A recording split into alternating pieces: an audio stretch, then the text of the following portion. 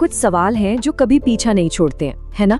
हम कौन हैं, हम यहाँ क्यों हैं, और शायद सबसे बड़ा सवाल कि जब सब कुछ खत्म हो जाता है तब असल में होता क्या है। आज हम इन्हीं जवाबों को एक बहुत ही प्राचीन ग्रंथ भगवद गीता के पन्नों में खोजने की कोशिश करेंगे। और ये सवाल कि जब हमारा समय पूरा हो जाता है तो आखिर होता क्या है, ये वो सवाल है जो हर किसी को कभी ना कभी अंदर तक हिला देता है। ये डर भी जगाता है और जिज्ञासा भी, और गीता इस पर बिल्कुल सीधी बात करती है। तो चलिए आज उसी की गहराई में उतरते हैं। तो हमारी ये खोज ये शुरू होती है एक बहुत ही अजीब जगह से, एक युद्ध के मैदान से।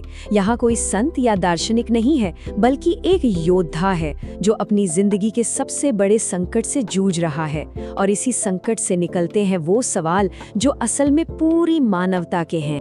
सोचिए कुरुक्षेत्र का मैदान, और सामने खड़े हैं अपने ही लोग, अपने ही प्रियजन, जिनके खिलाफ लड़ना है। अर्जुन पूरी तरह से टूट जाते हैं, और इस घोर उलझन के पल में वो अपने सारथी और गुरु भगवान कृष्ण की तरफ मुड़ते हैं। और वो सिर्फ युद्ध के बारे में नहीं, बल्कि अस्तित्व की जड़ के बारे में सवाल पूछते हैं। और उनका पहला ही सवाल सीधा परम सत्य के दिल पर जाता है। वो पूछते हैं, ये ब्रह्म क्या है?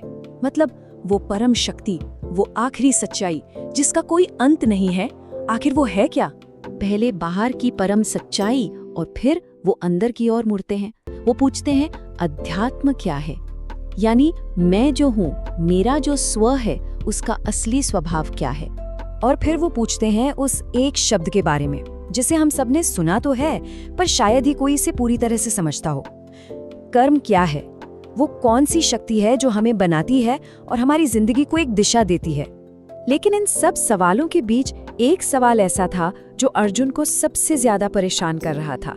वो था, और मृत्यु के समय, ठीक उस आखिरी पल में ईश्वर को, परमात्मा को कैसे याद रखा जा सकता है? क्योंकि यही वो पल है जब सब कुछ दांव पर लगा होता है। तो अर्जुन ने सवाल तो पूछ लिए, अब बारी है जवाबों की। कृष्ण एक एक करके ब्रह्मांड के सबसे बड़े रहस्यों से पर्दा उठाते हैं। चलिए देखते हैं कि वो क्या कहते हैं। तो कृष्ण ना हर शब्द की एक बिल्कुल साफ परिभाषा देते हैं। सबसे पहले वो कहते हैं, ब्रह्म ये क्या है? ये वो परम अविनाशी सत्य है जो कभी खत्म नहीं होता। फिर आता है अध्यात्म, यह है हमारा अपना अंदर का स्वभाव, हमारी अपनी आत्मा। और कर्म, अक्सर हम इसे गलत समझते हैं, पर कृष्ण कहते हैं ये वो क्रिएटिव फोर्स है, वो शक्ति है जो हम सबको अस्तित्व मिलाती है। इसके आगे है अधिभूत, मतलब ये दुनिया जो हमें दिखती है, जो नश्वर है। फिर अधिदेव, यानी ईश्वर का वो विशाल सार्वभौमिक रूप। और सबसे अहम अधियज्ञ, यानी वो परमात्मा जो हर शरीर के अंदर एक साक्षी की तरह मौजूद है। तो इन सब में जो सबसे फंडामेंटल है वो है ब्रह्म। इसे ऐसे समझिए जैसे सिनेमा हॉल का पर्दा, जिस पर पूरी फिल्म चलती है, बदलती रहती है, पर पर्दा वही का वही रहता है। ब्रह्म वही पर्दा है, अविनाशी, शाश्वत और हर जगह मौजूद। ठीक है, तो ये परिभाषाएं तो समझ आ गई, लेकिन सवाल ये है कि इन्हें जानने का असल फायदा क्या है, खासकर जब जिंदगी का आखिरी पल सामने हो। तो अब हम क्या से कैसे पर आते हैं, और यहीं पर कृष्ण एक बहुत बड़ा, बहुत गहरा वादा करते हैं। वो कहते हैं, जो कोई भी जीवन के अंत में सिर्फ मेरा स्मरण करते हुए अपना शरीर छोड़ता है, वो तुरंत मेरे स्वरूप को पा लेता है। इसमें कोई शक नहीं है।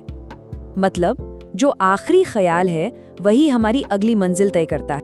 लेकिन अब सवाल ये उठता है कि उस आखिरी पल में ईश्वर को याद करेगा कौन? क्या ये इतना आसान है?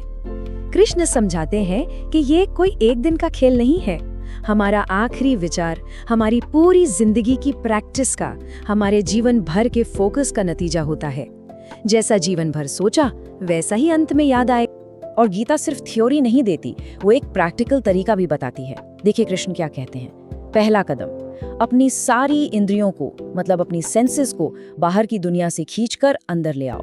दूसरा, अपने मन को दिल पर, हृदय पर टिका दो, क्योंकि वही चेतना का केंद्र है। तीसरा, जो हमारी जीवन ऊर्जा है, प्राण शक्ति, उसे ऊपर की तरफ सिर के सबसे ऊंचे हिस्से तक ले जाओ। और फिर इस योग की एकाग्रता में बैठकर पवित्र अक्षर ओम का जाप करते हुए परमात्मा को याद करो। चलिए अब हम इस पूरी चर्चा के सबसे अहम, सबसे रहस्यमयी हिस्से पर आते हैं। जब आत्मा शरीर छोड़ती है तो फिर होता क्या है? उसका सफर कहाँ होता है? तो सबसे बड़ा सवाल यही है ना, कि जब आत्मा शरीर से निकलती है तो वो आखिर जाती कहाँ है? कृष्ण यहाँ 2 बिल्कुल साफ रास्ते बताते हैं। पहला है प्रकाश का मार्ग, जिसे शुक्ल मार्ग भी कहते हैं। ये रास्ता अग्नि, रोशनी और दिन के उजाले से जुड़ा है। ये उन ज्ञानियों के लिए है जो ब्रह्म को जानते हैं। इस रास्ते पर जाने वाले वापस नहीं आते, वो मुक्त हो जाते हैं। और फिर है दूसरा रास्ता, अंधकार का मार्ग, यानी कृष्ण मार्ग। ये धुआं, रात और अंधेरे से जुड़ा है। ये उन लोगों के लिए है जो अच्छे काम तो करते हैं, पर फल की इच्छा से बंधे होते हैं। वो कुछ समय के लिए सुख भोगते हैं और फिर वापस इसी धरती पर जन्म ले लेते हैं। तो चुनाव बिल्कुल साफ है, ज्ञान से मुक्ति या इच्छाओं से वापस, यही चक्कर। तो बस 2 रास्ते। गीता के अनुसार ये 2 रास्ते हमेशा से हैं और हमेशा रहेंगे। हर आत्मा के लिए ये 2 ही विकल्प हैं। और आखिर में कृष्ण अर्जुन को हिम्मत देते हैं। वो कहते हैं, हे अर्जुन, जो योगी इन दोनों रास्तों को जान लेता है वो फिर कभी भ्रमित नहीं होता, कभी भटकता नहीं है। इसलिए डरने की कोई बात नहीं है, बस हर पल योग में, उस जुड़ाव में टिके रहने की जरूरत है, क्योंकि ज्ञान से ही भ्रम दूर होता है। तो आखिर में ये सवाल हमारे सामने आकर खड़ा हो जाता है, जब दोनों रास्ते इतने साफ साफ बता दिए गए हों, एक जो रोशनी की तरफ जाता है और दूसरा जो हमें इसी चक्कर में वापस ले आता है, तो कोई भी इंसान अपने जीवन की नाव किस दिशा में मोड़ना चाहेगा? इसका जवाब शायद हम सबको अपने अंदर ही खोजना है।